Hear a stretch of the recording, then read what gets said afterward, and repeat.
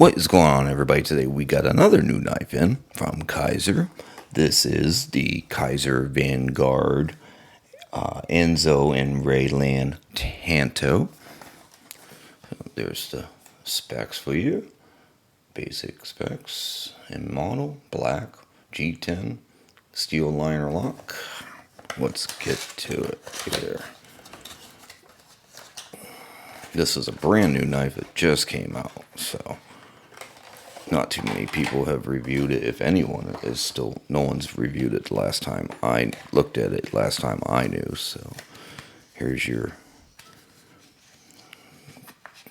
cleaning cloth, and don't hurt yourself because this is a sharp product. Maybe some basic photos of the making of their knives. Okay, let's just get to the good stuff here.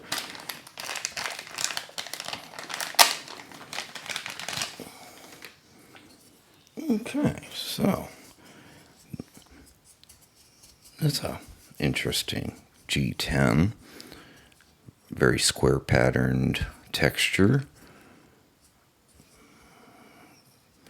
pretty good pocket clip, has recessed screws, that's always good to see. This ramp looks very, very low.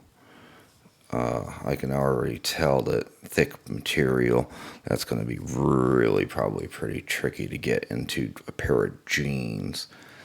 Won't probably create a hot spot, so you can't complain about that, but some nice jimping on the back of the blade there. Ooh, flips pretty good. It's not a bad looking Tanto.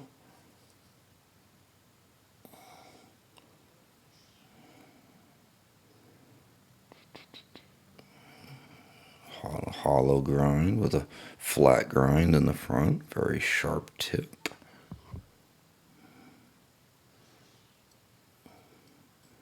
Got a very nice sharp edge to it. Did a very good job with the edge on it. This knife is about $69. There's your first lockup, if we can get that on camera. Looks maybe a little on the early side. It's so hard to see sometimes when everything's blacked out, because everything on this knife is totally blacked out. So all you have is just the writing, which you have your Kizer N690, and over here you've got their logo, and then the Azo Ray knife design. So, and then it says Lan on the pocket clip. It's a very grippy G10 too. Just feels very weird for a G10. Everything's pretty knocked down on the edges. None of the edges seem sharp or anything.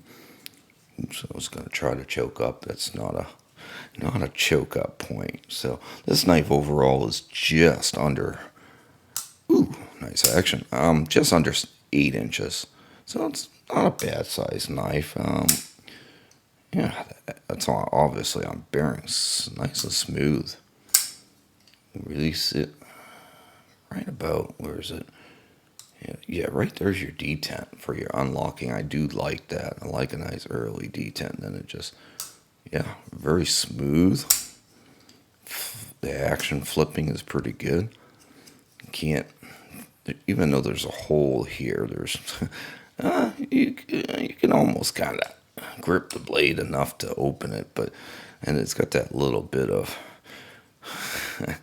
if you want to call it a groove, blood groove or whatever, but it's not enough that you're really just kind of getting a little bit attracted. Yeah, there's just not enough there to do anything with, so you're confined to the flipper tab, which is small, pretty discreet.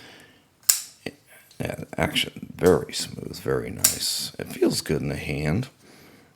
Medium-sized hand. You can see where it falls. Has a nice sharpening choil, which is pretty much almost perfectly even with with your G10 scales, so when you're sharpening it, it's not going to be in the way. So that's always a plus. Not enough for you to choke up on, but yeah, not a bad knife. Got some decent size to it, not too small, but it's still going to carry good. My concern would be that pocket clip, first and foremost. But the action's very smooth. N690, not a blade steel, not a bad blade steel for the money. So, yeah, we'll look forward to checking it out more. There's your, pick that up there. There's your centering. Centering seems to be very nicely done. Very interesting knife. So we'll have to put it through some paces and lots of just hard flipping and see how it holds up over time with its centering. But easy action, very good action on it. So for the money, not too bad, not too bad. Would have liked to have seen a satin blade, but that's just me. So there you guys go. We'll see you next time.